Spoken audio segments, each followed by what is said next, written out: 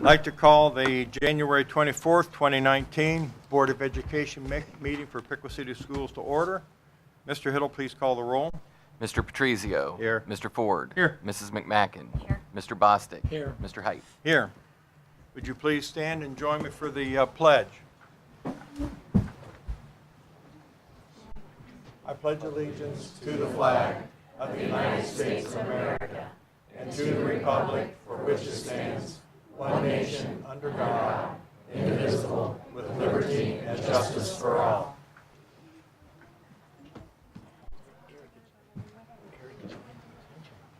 Okay, you've had an opportunity to review the minutes from the December 20th regular meeting and the January 7th organizational meeting. Are there any additions or corrections to those minutes? Do we have a motion to approve the minutes? So moved. Do we have a second? Second. A motion and a second. Any further discussion? If not, all in favor, please signify by saying aye. Aye. Opposed? Motion carries. You've also got the agenda. Are there any changes to the agenda? No. Okay, do we have a motion to approve the agenda? So moved. Have a motion. Do we have a second? Motion and a second. Any further discussion? If not, all in favor, please signify by saying aye. Aye. Opposed? Motion carries. Mr. Thompson. Good evening. It's a pleasure to be able to do the celebration this evening, and it's so nice to see so many people here. So thank you for being here this evening. On Friday, December the 14th, it was the end of the school day. We were kind of winding down and getting ready for the big Sydney basketball game, and transitioning into the evening, we got a phone call here at the district where a local citizen had indicated they thought they saw one of the Piqua buses get into an accident down on 75A by Vandalia. We immediately started trying to figure out what bus was out there and were there kids on it and who was driving the bus. And before we could get all that together, we got a second phone call from another citizen saying the same thing, but they had indicated it looked pretty serious. So Tony and I got in my car and we just started driving south and made as many phone calls as we could to grab as much information as we could. And we finally come to the end of the scene where the traffic had been backed up, and we knew we couldn't stay there. So Tony called 911 and let them know we were going to get on the shoulder and we were going to try to get to the scene of the accident to assist in any way that we could. So we headed down the shoulder and get to the scene of the accident. We were greeted by one of the troopers, and we immediately began to exchange some really important information and get some things together. At that time, JR had been removed from the scene and Kaylee was still trapped in the bus. And we just stood back and let them and the fire department, who had now joined them, do their job. And when it was all done and said and Kaylee was going off into the helicopter to the hospital, one of the troopers came over and was sharing with me that his men had done a really good job of making sure that they stayed there the whole time during the incident. And he had indicated that the bus had caught on fire, and we didn't even know that at that point. But they got to their cars, they were able to get fire extinguishers and everything that they could, and they stayed there to make sure the fire got put out. That was literally just inches from Kaylee's face at that point. So that was a grave situation for us, and we knew how serious it was, but I did not really realize how heroic their actions were until Tony and I actually witnessed the film that was on the bus that showed from the point the accident happened until everything went through. And it's amazing. It's amazing what you did. It's hard to talk about when you see it, but we're blessed because I tell you, they really took control of the situation. They remained very calm, and they stayed there. And at points, you could only see just smoke, and you could only hear people coughing, but they stayed there that whole time to make sure that Kaylee got removed safely into the hospital. And seeing that just really emphasized just the fact that they really put their own lives at risk. And it's just a powerful notion on your part that what you did for our employees. And so we're very fortunate that you were there. Kaylee, would you like to say anything? Thank you's not enough. And just, oh my gosh, thank you will never be enough. And my babies get to have a mom still because of you. And I'm 12 weeks pregnant, so thank you for saving my unborn baby. Thank you will never be enough. Do you ever say something? I too thank you very much. It's a miracle that that the couple of troopers, this was only 100 yards away. I think if it had been any further, that there's a good possibility that we may not be here because that smoke was so thick and coughing, and it kept coming back and back onto the bus, and I knew I was going to be okay. And to the trooper who helped me off, thank you. Thank you very much. At this time, our board president, Andy Height, would like to say a few words, and then we'll present you with your award. On behalf of the Piqua Board of Education, our school district, the entire community of Piqua, we are grateful for each of you that were at the scene that day. Your honorable and courageous efforts forgotten by this district that cares greatly about each of our employees. As a token of our appreciation, we have a plaque for each of you. The plaque reads, "For your heroic and selfless acts on Friday, December 14th, 2018 at 1:31 p.m. We are forever grateful. Piqua City Schools." Under the State Highway Patrol emblem is a Jewish proverb that reads, "If you save the life of one person, it is as if you have saved the world entire." So we thank you and hope you accept these awards with our immense gratitude.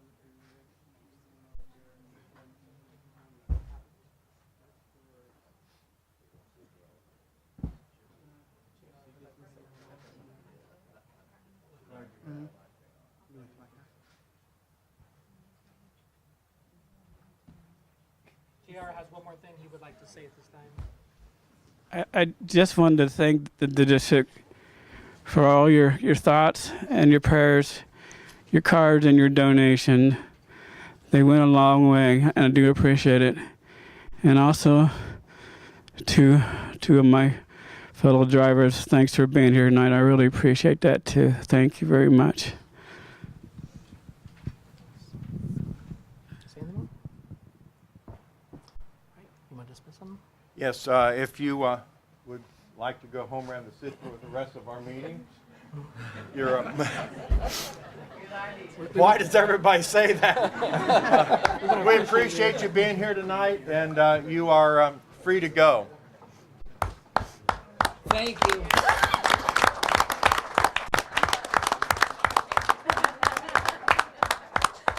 We can appreciate them, not torture them, right? Yeah.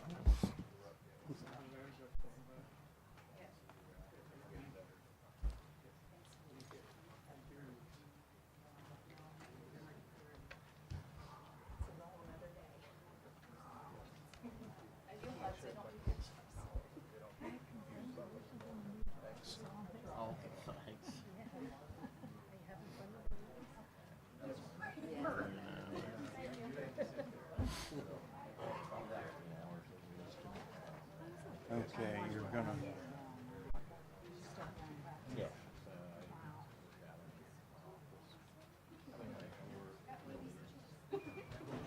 You're gonna do the. Okay, building. Never mind. I see it. You, yeah. I see it. You have the Upper Valley Career Yeah. Center. Mine will be short.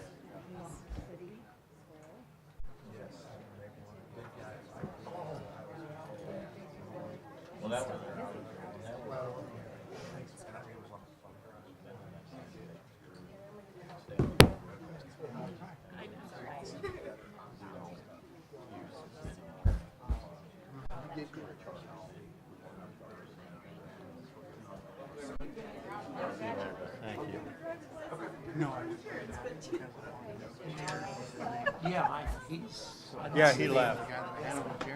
Yeah, thanks, Pat. Mike Haley. See ya. See you, girl. Yes. Sorry. Oh, you're fine.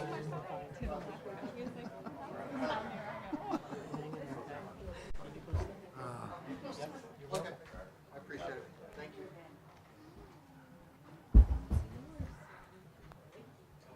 Thank you for saying what I couldn't. Thank you. I can barely say it.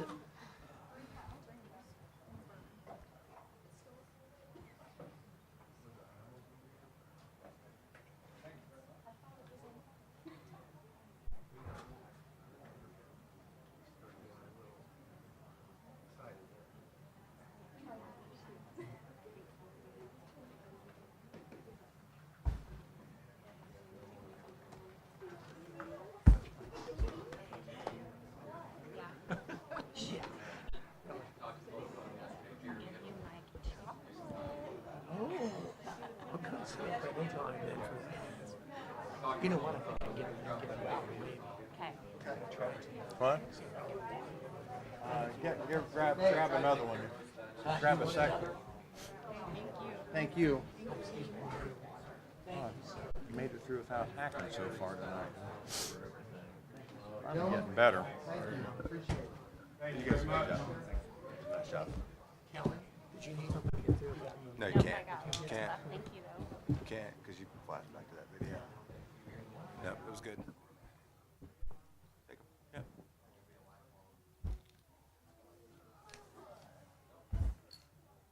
Guess we could go ahead. Yeah. Okay, we'll go ahead now with the rest of our agenda. Next, quick report from the Upper Valley Career Center. We met. Our meeting was very organizational. Re-elected officers and just housekeeping things. So we have another meeting this Monday. So short report. And I have nothing on the hearing of the public on agenda items. Mr. Hiddle, you have an audit update. What's that? 30 minutes? Two. We did have our post-audit meeting this week. That was Wednesday. Wednesday. I Yeah, knew. yesterday then. You were there, right? That's right. Time I'm back. Doesn't seem like We had our post-audit meeting. The audit's complete. There was one issue on the audit that, again, not monetarily, it's just a transaction that was on the CAFR that showed a transfer in and out improperly, but it was legitimate, normal number.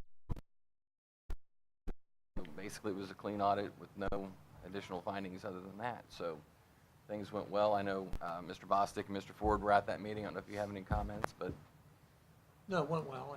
They do a very nice job, and things seem to be fine. okay.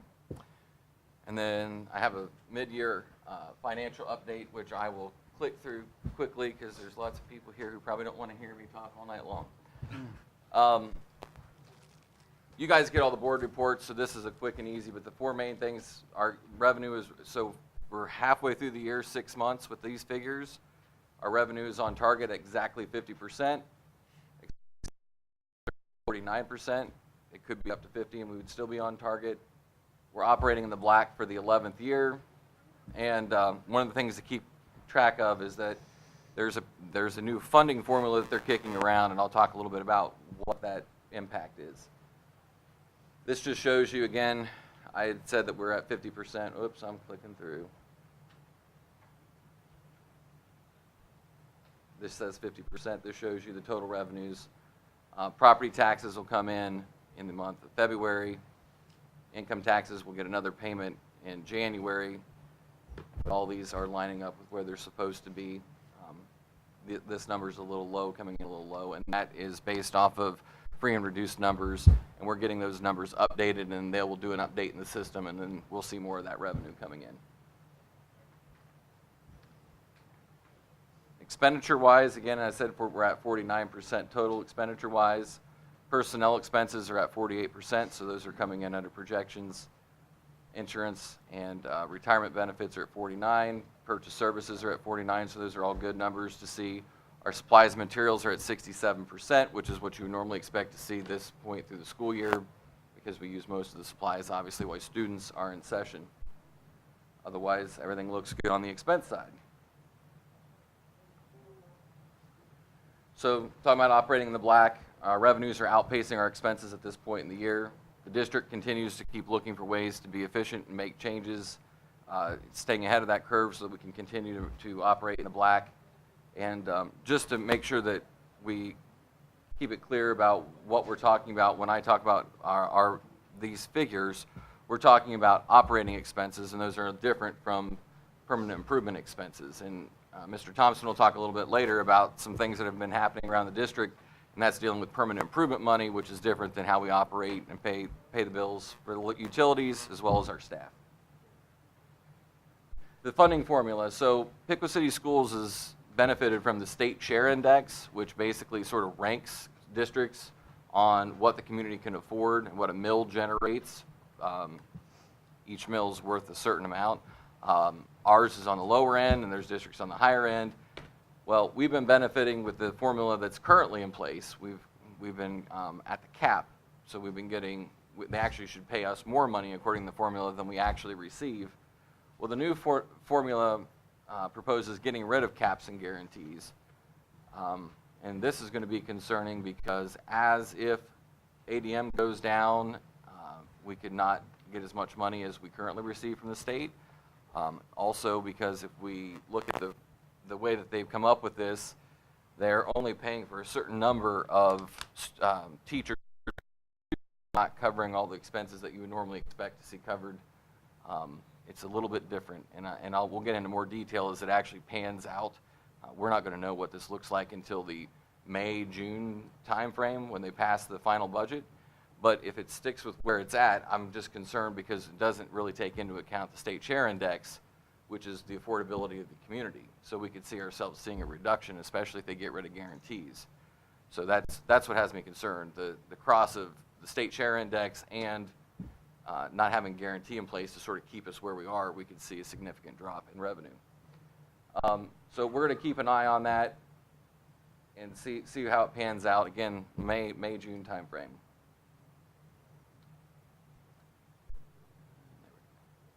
So based off of that information, the three of us, me and Tony and Dwayne, we talk about this all the time. We're setting ourselves up now to make sure that we know like what we can do, what changes we can make as we're hiring new staff, what are we looking for, how are we going to make those fit in, as well as are there service agreements, are there other ways that we can reduce expenses just in case the formula doesn't end up working out in our favor. So we're already making those preparations because until we get some actual information on where it's going to pan out, we got to assume that we're not going to have the state share index and we're not going to have the guarantee in place.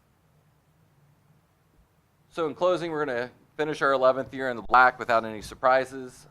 We're going to keep looking ahead and make sure that we're preparing ourselves for the major shifts if they come down in the funding pike. And then, of course, we're always looking at ways to protect and save taxpayer money and keeping our programs strong and in place and meeting our community's expectations about what they expect to have at the school, how our facilities look, and what's happening in the classroom. So that's all I have. Mr. Questions? Hill, when this comes in, when does it actually begin? What month? So this will actually start in July. So there's not a lot of time. So since we elected a new governor, he has so many months to get a budget in place. And so it always pushes it back when a new governor comes in because they have an extended period of time because he just got sworn in like a week and a half ago. So they've started that budgeting process. This formula work has been getting done over the past 13, 14 months now. It's a bipartisan group. It's head up by Cupp, State Rep Cupp. He's been involved in a lot of different things over the years. And so he's leading the charge on trying to fix school funding. We'll see if it actually pans out or not. And a lot of times they've come up with solutions, but then they don't fund them at 100%. And so you still end up behind the 8 ball once they come up with their solutions. So it's a little unnerving because we've been doing well with where we're at, and this just brings a lot more uncertainty, and I am concerned, especially if they do get rid of the guarantee. That was sort of always the backstop if that the rug was going to get pulled out from under you. You knew at least how far it was going to get pulled out from under you. So we'll just have to see what happens. And the more I mean, I'll be in meetings and I'll keep you guys updated as things go. But right now, it's too soon in the process to know for sure how it's going to pan out. Now, just out of curiosity, how does all this play out against the Deeroff decision that originally said the state funding was unconstitutional in the first place? I don't think it solves the problem because we're still basing everything off of property tax revenue. So Which they said was wrong to begin with. That's the bottom line. So, I mean, unless they collectively decide to tax everybody at the same millage across the entire state of Ohio and put it into one big pool and then redistribute it with the formula, I don't know that you're ever going to actually fix the legal issue involved with property taxes paying for school districts. Just curious. Yeah, no solution. It's really no solution. Just a new way of slicing the bread. Okay, and you've anything to add on the financial reports? Any questions on the financial reports or the adjustments in the payroll? This is actually just tuition reimbursement. We don't have anybody who's making any column changes this go around. It's just $5,080 worth of tuition reimbursement. Okay. Are there any other questions for Mr. Hiddle? If not, can we have a motion to approve the treasurer's agenda? So moved. Have a second? Second. A motion and a second. Any further discussion? All in favor, please signify by saying aye. Aye. Opposed? Motion carries. Okay, Superintendents Report. Thank you. This month's academic update will be provided by Ross Loudenbach and some people from his building, I believe. And they're going to come up here from Spring Creek. Thank you. Good evening to everyone. Tonight, Board Appreciation Month, so we want to thank the board first off for the support that they provide us and what we're doing. Real quick, this wasn't on my agenda, but I think it's important to say our topic tonight is co-teaching and co-serve, and I think it's a great reminder of what we saw with the state highway patrolmen, that that's what life's about, service of people, and that's what our job is, to service children. So that kind of got me motivated. Again, tonight we're going to talk about co-teaching and co-serve. In August, I mentioned there have been a lot of changes happening at Spring Creek, and part of that was a revamping of an entire building schedule focused on co-teaching to co-serve. And the idea behind that was to enable each teacher to have support staff, IS, instructional aid, or reading specialists in the classroom for a great portion of their day in order to best serve children. And the real focus was to get students in small groups and really focus on individualized instruction for those students. So that's really what we're here to talk about, because that is a major positive happening in our building. We're seeing a lot of great benefits from this change. So I have invited some of our team along and we have a slideshow of that happening in our building, but I wanted to invite some of our team along because they're really the folks who are on the ground doing it. So with us we have Lauren Turner, 3rd grade. We have Megan Johnson, 3rd grade as well, reading specialist. We have April Presser, 3rd grade. We have Erin MidYear, 3rd grade.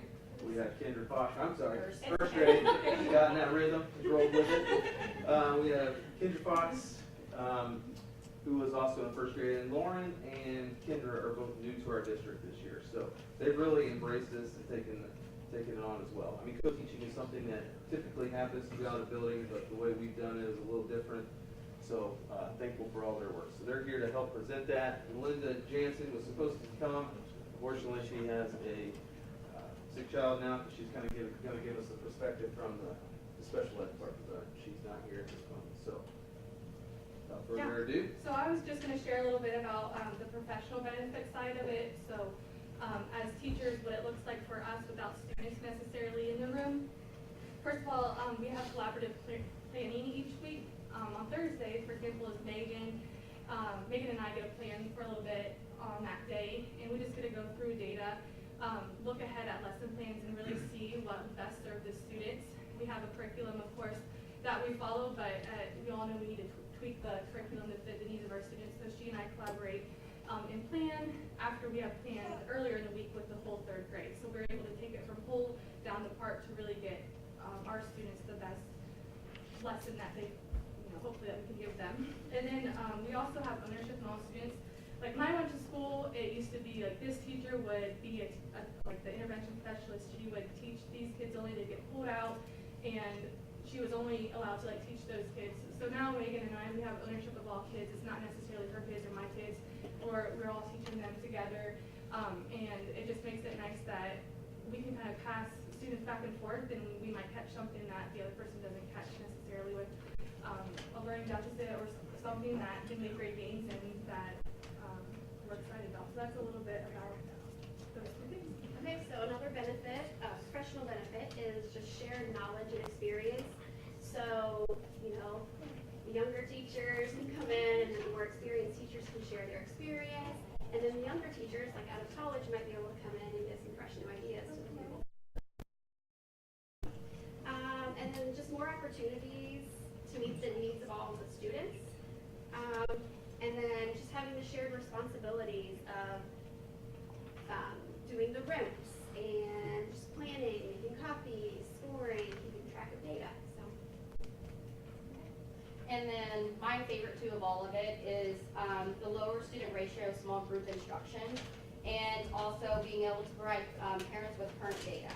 And for me, that's my favorite because before when we were trying to do whole group stuff and whole group instruction, I wasn't always able, or even with Megan in the room, we weren't always able to catch a student's need when you have 25 students in a room, even though you have 2 adults. But now that we can do it in a small group instruction, and there's 2 teachers, at all times with a small group, and then they're allowed to work with teams or partners in the other groups, there's always help and, consistency there for them. Right then and there, what kid is struggling with a concept, or she can see right then and there, and we can talk about it then, and then we can go straight to a parent and say, this week this is, allow the parents then more information on what they need help with. So for me, that's my favorite because then that allows us, we actually change our groups quite frequently because of this now, so that maybe we had kids struggling, this first 4 weeks, but the next 4 weeks they are solid on a concept, and we have new students that are concerned, and we can be flexible with that and meet them where they need to be met. So, and then they're going to talk about the student side of it. Yes, I think that, we're here because the students are benefiting from our co-teaching experiences, but I think one of the main ways is because a greater part of our day where our key instruction is being made, we can do it in small groups because there's more than one teacher in the classroom. Which allows for a tailored instruction time for small groups. So when we're planning, it's with intentional purpose on how we can meet the needs of our students and grouping them together. And that allows for us to meet all the needs with a focus that's going to help them grow to their greatest potential. And then it also increases the attention from teachers. So like they said, when you have 2 teachers in a classroom, you are looking at each student from different eyes, and the kids enjoy building relationships with each one, and the experiences like they talked about, like they have intervention or regular ed or from past or present, and you get to use those ideas on what's working with the needs of the child in your classroom. So it always changes, and sharing that advice when you have a problem, like it's easier to go to someone and say, can you help me, and they're always willing to do that. So having flexibility is a key part of co-teaching and just working and keeping an eye on each other.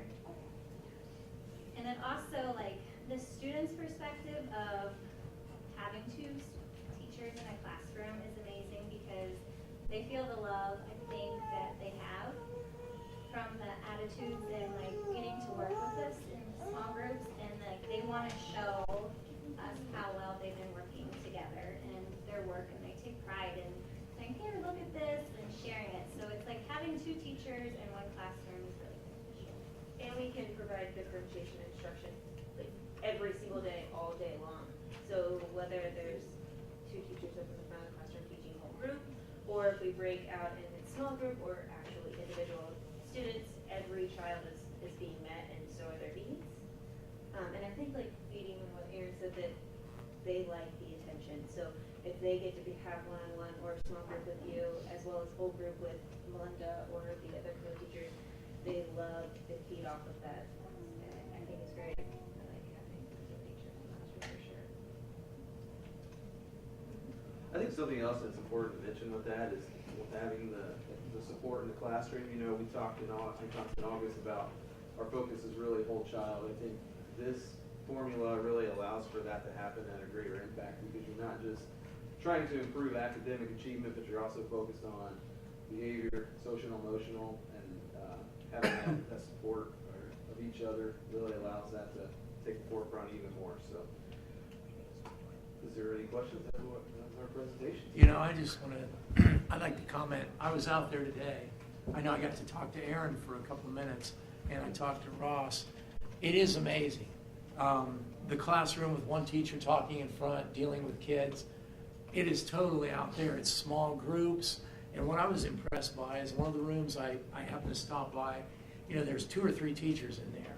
And I don't know how they did it, but the students were all going where they knew they were headed. They were going to this group, and this group over here is doing this. And then if one student maybe had a problem or had a little bit of a not a meltdown, but they were just like, oh man, at lunch this happened. Somebody was there to take them off to the side, and the whole thing just kept going smooth. No gears were grinding. It was just smooth from one thing to the other, and it was impressive to see. It really was. So thanks. Thank you. I think it shows, you know, that we really are, what we're doing is putting the kids first and what's best for each of the kids. And that's very valuable. And we really appreciate your work and being innovative to do things like this.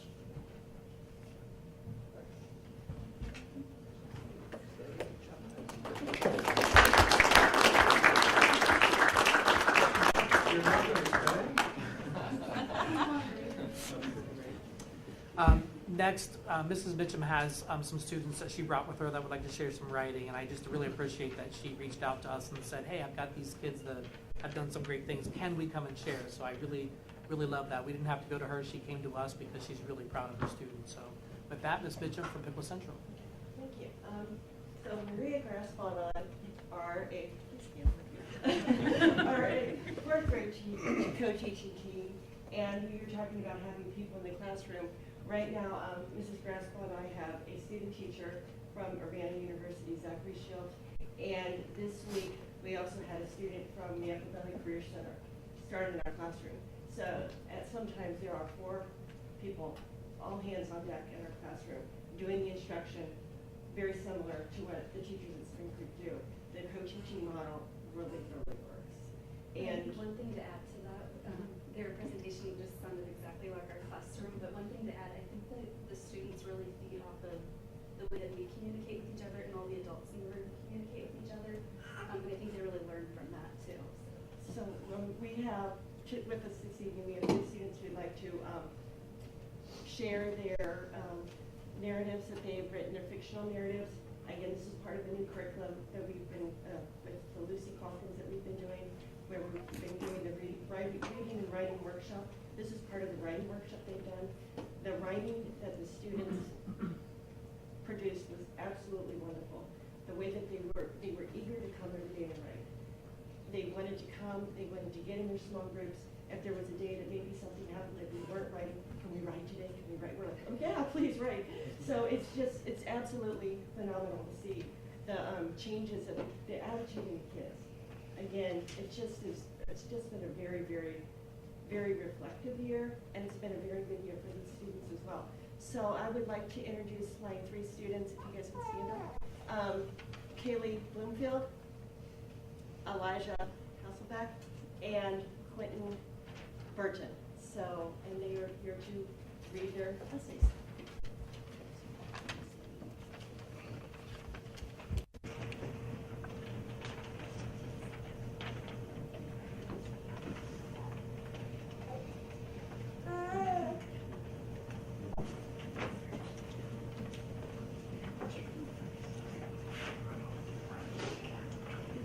Bob's there, Pete Dragon again.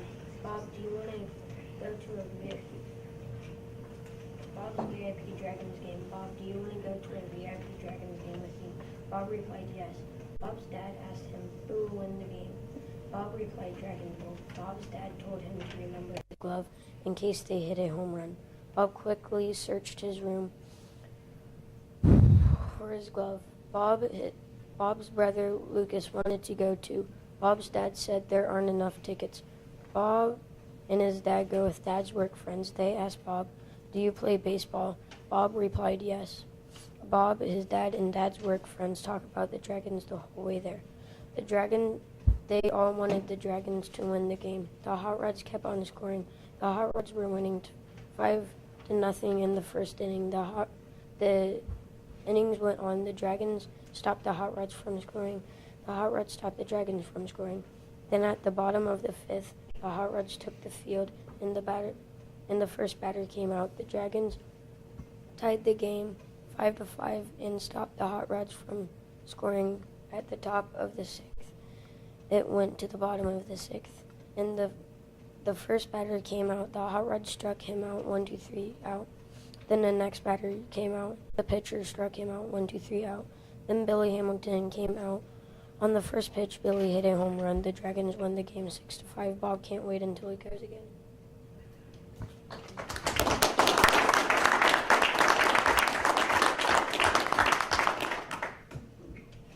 The dream. It was a normal day at Max's house. He normally would talk about AJ Green, and so he did.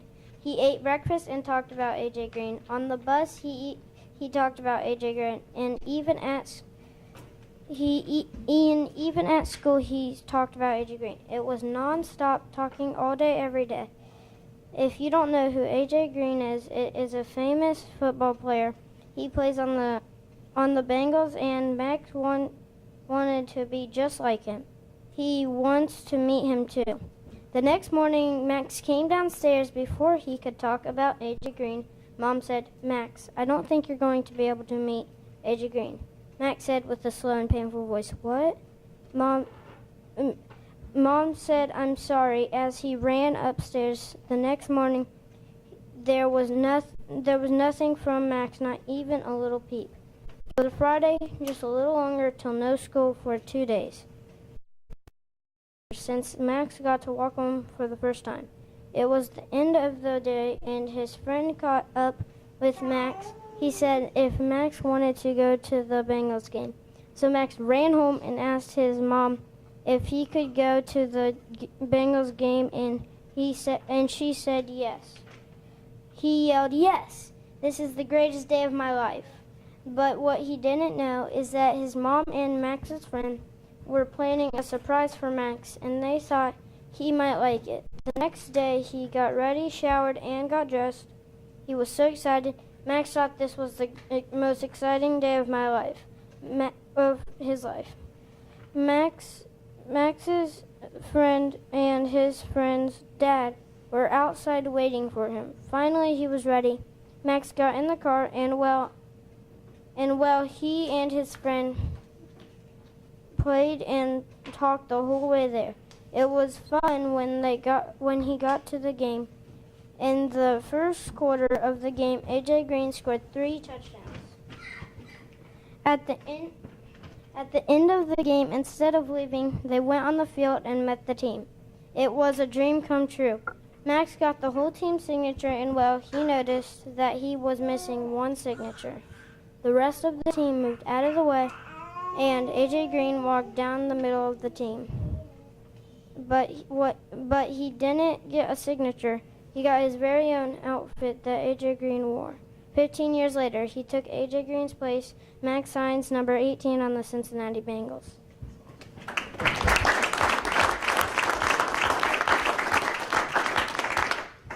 Nevaeh's chocolate cake. Nevaeh wanted chocolate cake, but her mom said, honey, it's way too late for chocolate cake. It's been a long day, and you need to get to bed. When Nevaeh was sure her mom was sound asleep, Nevaeh crept to the kitchen and got into the chocolate cake. She devoured the entire cake and knew she was and going to tell her mom that she was sleepwalking over to the fridge. Nevaeh poured herself a icy cold glass of milk. She left the entire evidence that the scene of the crime. As she was very tired and promised herself that she would get up early to clean up the mess. Her mom will never know. The next morning, Mom woke up. She heard a noise in the kitchen and saw Nevaeh cleaning up the once icy cold milk. Chocolate crumbs decorated the counter. It was going to be a long morning.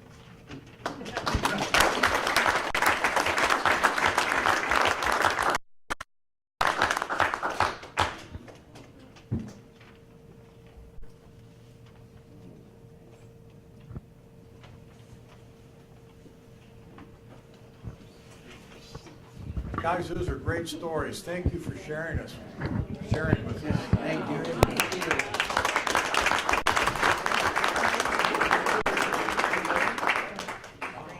Parents, thank you so much for being here. And again, if you don't want to stay, you're welcome to go. She's fine.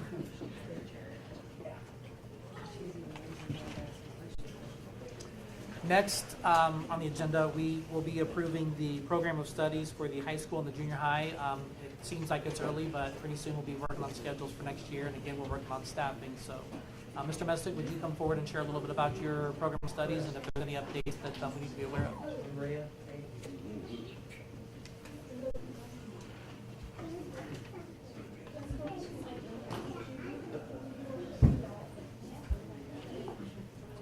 I highlighted most of our new additions. Last time at the last board meeting, we talked about how we added a few electives. We also had often a few more career center programs, our nursing program, and our logistics program, which is actually already running. So really, those are the only real updates. Do you guys have any questions over those or any of the electives that we already talked about? Any questions on your attendance? Your rates have gone up this year? Well, we're working hard at it. So we're not nearly where we want to be, but we're getting them to school as much as we can. So I know we got a whole attendance team that's dedicating a lot of time to getting these kids to school. What's the biggest problem you see with attendance? I would say, well, tardies. Just kids just being tardy to school. And it's interesting. I think the school's a reflection overall of what's going on out in society, and even when we talk to our business partners, they're seeing some of the same things as people being just not showing up on time. A lot of our attendance issues are a few major attendance problems, a few kids doing a lot of missing, so we just have to track them down. We got a lot of resources dedicated to do that. The big thing is that we're trying to take a more proactive approach. So trying to offer, like we said, these programs and making connections to their careers so that there's a real value to their education. They don't just see as, oh boy, I got to get 4 years, I'll be done. Instead, we're trying to make it to be getting that, instead of graduating and saying, okay, now what am I going to do, trying to get that focus throughout the whole 4 years. And that's the whole Success Bound program that we've been doing. That's a big, huge part of that. So, which obviously we're starting to slowly see things happening over the course of the next couple of years. This year, a lot better. So you think that's already had some effect? I do. I think just also having real conversations, with people and just Yeah, there's some really great things going on at the high school, and I think kids are being part of that. So it's getting there. Yeah. We're nowhere near where we want to be. But Yeah, I know, you're still building it, but it is, it's a neat thing to have all those pathways for the students now. Yeah. That really, I think, will really help. Yeah, and we're fortunate that we have the Career Center, helping us out. Obviously with Edison too. We have everybody here, and they so we put some of these programs in. This is their role. This is what they do, and so they've been helping us out trying to get that established here. And so it's really been really neat. I think it's positive you adding the programs that the students want, and they see that you're being responsible, responding to them. That's got to make them help that attendance piece. Yes, I agree. It's building those programs that kids are going to come in, they want to be a part of, and then also just create a little bit more purpose for them. So it's not just, the randomness of some things. It's just take this because it's there. I have to fill a schedule. Now it's filling your schedule for a purpose. Another thing that's helped us out a lot is, the work that Steve Grass has done with our work-based learning. That's hitting a whole nother group of kids that they have the opportunity to go out and get some work experience and do things. So the schedule, especially when you get into your senior year, your schedule can be a little bit less. So you can go out and work and make money, and that attracts kids. We all like that, right? So. Anything else? All right. Thank you. Thank you. Jeff, do you have any updates on your course study? Just very minor changes. Probably most notably, we're in year 2 of a transition in our math department. We looked very closely at our courses that we offer in math starting 2 years ago, and we've transitioned and made some changes. So you'll see that in 8th grade, we'll no longer, starting next year, be offering geometry. We're going to work with the high school. We do have some students that will be Piqua Junior High School students next year that will need geometry, but we're going to work with the high school for those students to walk across the parking lot essentially and go over there. Really looking at making sure the courses we offer are fitting what our students' needs are, looking at our test results over the years and really trying to make sure those things all match up. So that's probably the most significant thing. Otherwise, it's just some cleanup type things in our program of study. So. Questions from Sam? No, thank you. Thank you. Anything else? I do. The newspaper reported yesterday that we had some leaky roof problems at the high school, and we had to move a lot of games, and that is true. So I had a couple people ask some questions, and I thought I would just go ahead and address that real quick. We have replaced the roof on every part of that building except over the gym, and we've never seen anything like this. It looked like a sprinkler system had gone off in there. Several buckets, and Chip went into turbo mode to try to find out where we're going to move kids and games and get this going. It's bad enough that weather conditions have caused some delays and games to be canceled, so we didn't want to do that again. But we had a lot of buckets and a lot of water coming in. And when they got up on the roof, they found a lot of ice. They had to try to get as much ice as they could off, but that still left a lot of water. So we were left with a couple of options. We went with an option that we thought was most conservative, that would hopefully get us into the summer. They can't do anything with that roof right now anyway. But we have about 6 weeks to go, including some tournament games. So it's a very it's on our minds. We have to figure this piece out. We have to be able to get that roofing done, and it's further I think a cause to really bring out the importance of our PI levy, which is going to be in May. This is again a very basic need. This is not something that we're going to do anything extravagant with. We just need to get that roof fixed to preserve our gym the best way we can. So we'll be rolling out full campaign since you approved this at the last board meeting. We're going to be talking about that more in February, but I think that if there's any one thing I could say the most about the levy is it's not going to increase taxes. In fact, the plan we put together really is going to reduce them, and people are going to get a whole mill back. So we're going to be able to fix all those basic things that we're having problems with at the high school that have become problematic while still reducing taxes. So if that's the one thing I could say about it until we get ready to roll this whole piece out, that would be very critical to point out. But we do have a temporary fix. We were told it could last up to 120 days, but it may not as well. So we're hoping to get us through the 6-week mark here and really, again, protect our gym floor. And we don't want the insulation to obviously get soaked with water and so on. So I think we've done everything we can, and we're going to keep monitoring it. So just wanted to make sure people knew where we were with that. When can they start on that? It- Well, we'll have to approve money and get the contractor and get everything together. So summertime, hopefully. But I mean the temporary fix. It's already, Oh, they've already done they it. did it that day. We had to, yeah. It was actually a substance they put on that, it's kind of like kitty litter, and it swells and it absorbs and it also seals at the same time. So what happened was we had a lot of seams that have just worn out over the years. It's just, again, the building's 40 years old, so the seams have worn out, the water settled up there, the ice was pressing down on that, and it was just pushing it right through that plastic, so. How's it seeming to do now? So far, I think we're okay. Good. Yeah. I think the public needs to be aware of the fact that we replaced part of the roof last year, the year before, and 2 years ago. Yeah, we've been working on Every this. summer. Every Last summer, two last summers 2 already. years, we've replaced sections of that roof. The total cost of what we've done so far has been how much? $1.2 million, I believe, is what we spent so So far. we have 500 wing and also the gym left. Yeah, that's What's the section there. estimated cost that's going to? What do you estimate that will cost? Just the roof section? Just the roof section. Probably another 500 to 600,000.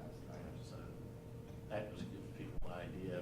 We're just talking about a roof here that we're putting about $1.8 million into.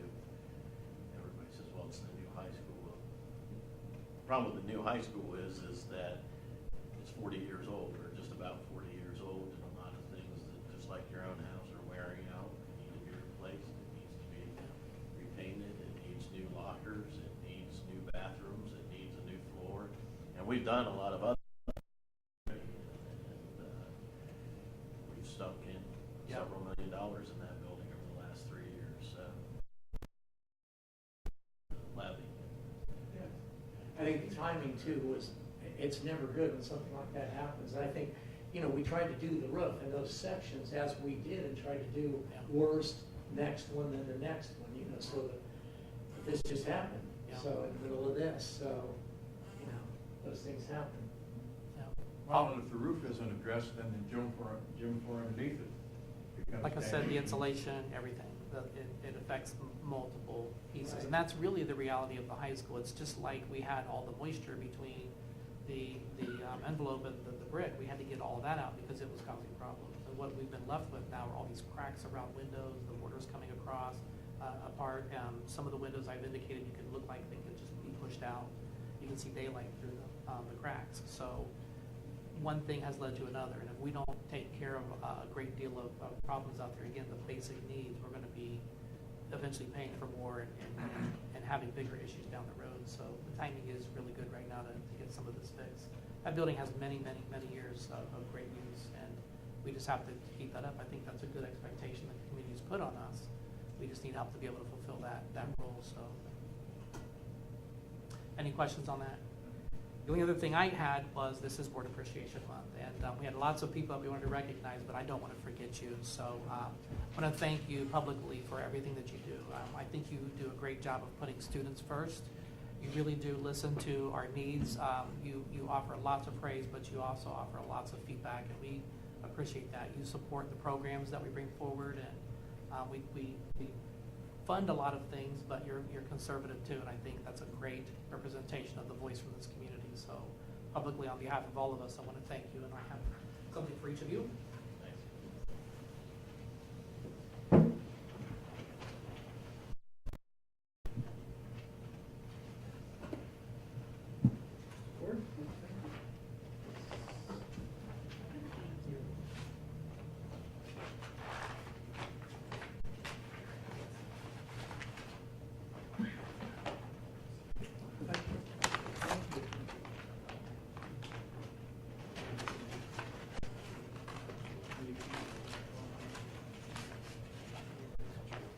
Thank you so much for everything.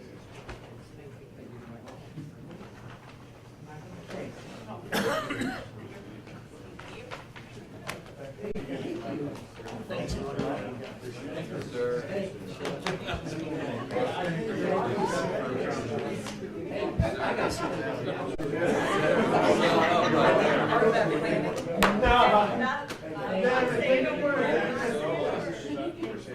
Just blame me for being here.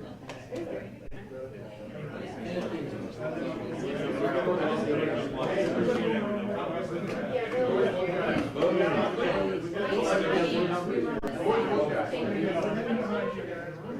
not worried.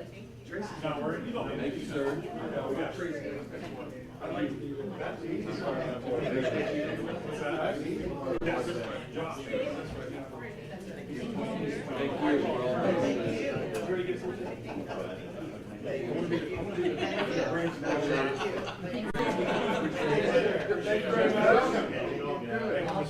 Thank you very much. Thank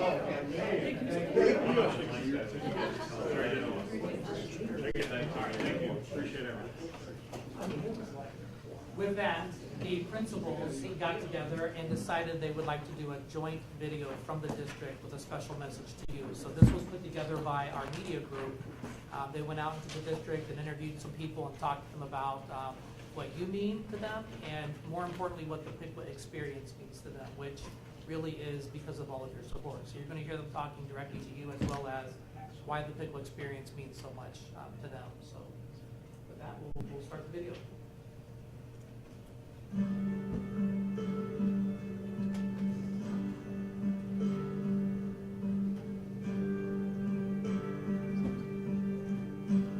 I tell you, I enjoy coming to school every single day. I'm very fortunate.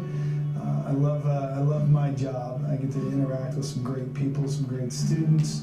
I work with some great teachers. We're doing some wonderful things here at Piqua High School, and I just want to put a shout out to the board. Thank you very much for what you're doing, giving me the ability to be with such great people. Thank you. The Piqua experience to me is pretty positive. I've been extremely fortunate to teach in a district that that fosters growth in a field that I love, which is media. You know, they've been a great team player. Otherwise, I guess you guys wouldn't be here, you know? It's been multiple of reasons and multiple things for me. I think it's a nice school, nice environment, real nice people, nice teachers, especially the staff. It's all around good vibe. I would like to thank them for approving some of the new stuff that we're going to be doing here in the media, media/art curriculum. I know it's a big change. It's a really good thing, and I would love to thank them for getting it approved to have the Indian Nation Station part of the media experience also. It's really good for the students. Well, from a Board of Education perspective, we're really fortunate to have a board that supports athletics and understands the pieces that it brings to our students and to our community. I enjoy my students. I think they're great. It makes my day. Without them, I'm not here. I think I've built some really good relationships with the students, and it makes coming to work here at Piqua less of a job or a career and more of something that I want to do. You know, I don't think I would have stayed if this didn't work out. So I really do love the students. I love being a student here because all the teachers are nice to me, respectful. I would like to thank the Board of Education for all their hard work with budgeting and scheduling and always having us, the little people, in mind, and especially the student needs. I would like to thank the Board of Education for how they balance all the needs of the variety of students that we have here, that there's various opportunities and it's not just one type of student that they are addressing and taking care of. I enjoy the sense of pride and community that you find in Piqua, especially in the sports, and I also enjoy the family kind of feel in the high school setting. So far the Piqua experience has been very interesting. There's a lot of different students that I've gotten to know and to get an idea of some of the things that they're interested in, some of the things that they do. It's been great and learning experience, I guess you could say. I like to teach at Piqua because I really like the opportunity I have teaching Spanish 2 and 3. I have a lot of freedom in the classroom. It's really fun for me, and the exciting activities I do for the students. And I love coaching as well, so it's great that I get to do both things. Well, I like teaching for Piqua City Schools because I feel like this is my community. Piqua City Schools gave so much to me. This is where I got my K-12 education, and I feel like giving back is the perfect way for me to be productive member of the community. On my end, on the teacher's end, I feel like we really do care about what the kids need and deserve, and we sincerely try to bring that every day. As being my first year here, I spend a lot of time right here in this hallway. I don't get out quite as much as I would like to see what's going on throughout the rest of the building, but what I enjoy most, getting to know the students, getting to know what they're interested in, seeing how their minds work when they have different challenges.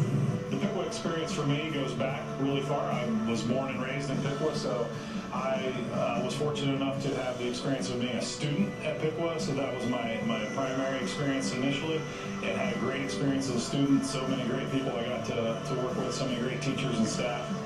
And then since then, coming back and working in the school district, the experience has been different from that perspective, and working with amazing teachers in a collaborative effort, and also working with the great students at Piqua has been just an awesome experience for me. Well, I think that when everybody that I talk to, it's always conversations that are centered around students. Everything we talk about, whether it be a curriculum or behaviors, it's let's appreciate that mindset. When I come into work every day, I know that it's always going to be centered around student performance, achievement, behavior. I'm Caden, and I like being a student at Piqua Junior High School because they have yummy food. If I could thank the board, I would just like to say thank you for everything they do to support what the staff does for the students of Piqua City Schools. So it all starts with them providing us as the staff with the resources to be able to do the amazing things that our staff do for our students. And I think our students get the opportunity to really experience some very valuable lessons and experiences, and it all starts with the board giving us the ability and the resources to do those things. So I would say thank you to the board for providing us the opportunities and the resources that they give us. I think PBIS is probably a big part of what we do here for those types of questions, and exposure to different curricular options that they have at the high school level, especially. But with PBIS, we're respectful, responsibility, kindness. I think that those elements, those attributes are important, and are emphasized throughout the district. And I think that's essential for success after high school, after school. The Piqua experience has meant a lot to me. This is my first teaching job out of college, and I'm really grateful to be working for Piqua City Schools. I'm also the soccer coach, and that is something that I have dreamed of doing, and so the experience here at Piqua has been great so far. Well, I think the school system, what it means to the community, is something that they can be proud about. The student performances in athletics and academics, and just the quality of the schools. We got all new schools added to our city the last few years, so all of our buildings are really nice. Athletic teams are really competitive, and I think that we perform well academically, and our show choir program really good too. So I think our schools have a lot to make our community proud. I like being a student at Piqua Junior High because the teachers give me respect. I'd like to thank the board for putting kids first. I believe everything that they do always comes back to, is this right for kids? And for us here at Piqua Central and here at Piqua City Schools, I believe that 100% of the time kids is their focus, and I want to thank the board for being kids first. I like being a student in Piqua because there's always a warm environment that even if you mess up, the teachers are going to make an effort to encourage and help you to make sure that you will always learn something new. The Piqua experience for me dates back to when I was 9 years old, so over 15 years ago. Coming here from another country, not really knowing anybody or the language, and being really scared at a young age. The teachers, the schools, the community, everybody, I have not seen a more well put together team and community willing to make somebody successful and give them the tools necessary to be who they are. There's many opportunities that I received here that I would have never been able to get back in Mexico, and I feel so grateful every day. And now that I'm a teacher, so having gone through the school system and having teachers help me, giving opportunities, having gone through the system, and now being a teacher, it's just even more powerful because now I'm able to help students be able to have those same opportunities, and if not better. And I don't think I could have done it in any other school district, or certainly not back where in Mexico. So if anything, I would like to thank everybody before me, all the teachers I've learned from, all the principals I've had when I was in school, all the teachers I'm still learning from now, principals that I've had, the children I learn from them every single day. I mean, it's just a really powerful opportunity and community to be a part of.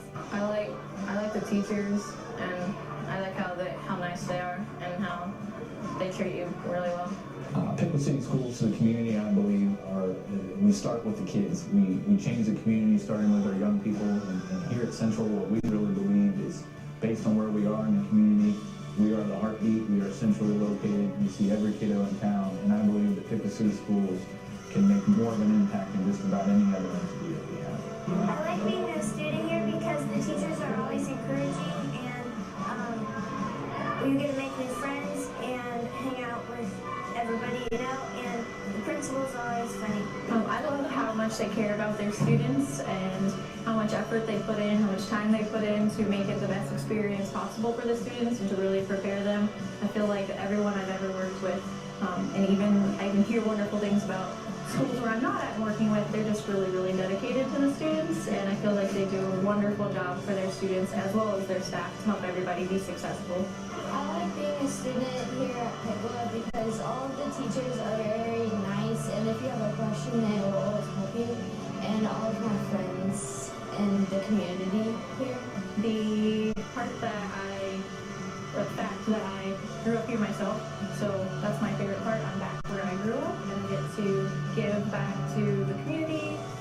Even some of the teachers, I've gotten to work with teachers who are my teachers, and it's just been a really fun experience. I like being a student here at Piqua because all the teachers are very nice here, and I know that I'm getting a good education and have lots of friends, and the community is very nice. The Piqua experience has meant to me a sense of community and family and togetherness. Coming to Piqua, you feel welcomed when you walk into one of the schools. You know that the students and staff and the community are all working together towards the same goal. I like being a student here at Piqua City Schools because I've got great teachers, and they're always nice, and I love learning. I would thank the board for their continued support of our students. As we prepare them for the 21st century, the board has always been encouraging and supportive of the materials that we need and the direction that we need to move our. Your favorite Math, reading, and social studies. Math. I like the one math, science, because I get to do experiments. Can you tell me about an experiment that you've done? We went outside and we had water, and we had shaving cream, and we put coloring in it, and it was supposed to turn into like waterfall.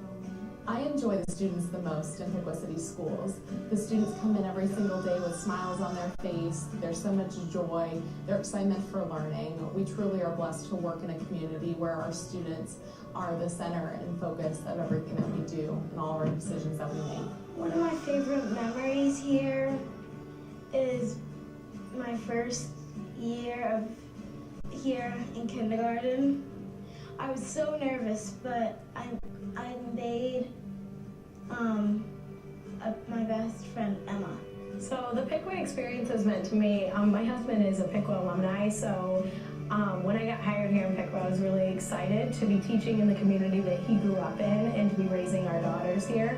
So for me, it's more been like a pride thing, like that I'm able to teach in a community that our family is living in. Why do you like being a student at Piqua? Because the teachers give you the right amount of education, and if you get a question wrong, they just make sure that you know that standard. What do you like most about What do you like about Different consoles, learning words, math when you do those questions. Reading. What I enjoy most about Piqua City Schools and teaching here is working in Spring Creek Primary. Our first grade team is amazing, and we have great teachers here that are really look out for the students, and we want to see them grow each day. So that's been the thing that I like the most about teaching here. So thanks to each of you. We hope you enjoy that. That's just a sample of what we can go on and on to say about the work we do. So we really appreciate everything you do to support us.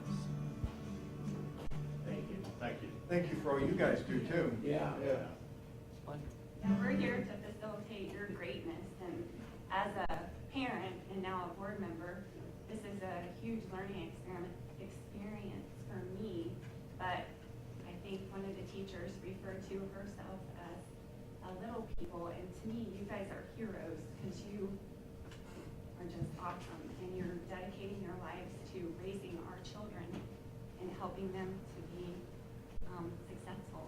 So I just think you guys are worth so much, and we're here to help you guys do what you do. So thank you, because you make it easy for us. Thanks. Thanks, Kelly. With that, I'll recommend the board approve of the attached list of donations. I just want to point out that we have such great people in our community that are partners with us. So some donations from the Miami Valley Bassmasters, Hartsel Propeller, Unity Bank, Main Street Piqua, Music Boosters, the U.S. Bank, Piqua Rotary, Wings and Rings, and Terry Rifle, who donated some money to students at Washington for their lunch account. So we really appreciate all those donations that are on there. We have some grants to approve, and again, this is just one of the ways we look at how can we fund those great projects and events and things that we want to do in our district, but find ways to be conservative. So grants allow us to do a lot of great things for our students in schools. So Piqua Community Foundation, the Piqua Education Foundation, as well as the National Energy Grants that were all provided to the district. I'd like to recommend the board approve the Piqua High School 2019-2020 Program of Studies. Recommend the board approval of the Piqua Junior High School 2018-2020 Program of Studies. And that's it. Okay, do we have a motion to approve the superintendent's agenda? So moved. I assume we've got a second out of that too. Yeah, second. I'll second. Okay. We have a motion and a second. Any further discussion? If not, all in favor, please signify by saying aye. Aye. Opposed? Motion carried. Thank you. Mr. Lyons. Thank you, Mr. Height. I just want to point out the 4 people that are leaving at the end of this year. We have 3 people retiring. Amazing educators with Lori Hubner, Marty Moore, Cindy Zempher, and Amy Davis deciding to leave at the end of this year. It's the right time in their lives for it, and I know we'll talk a little bit more later on in the year and recognize them for their retirement at the end of the year celebration, but these are superstars.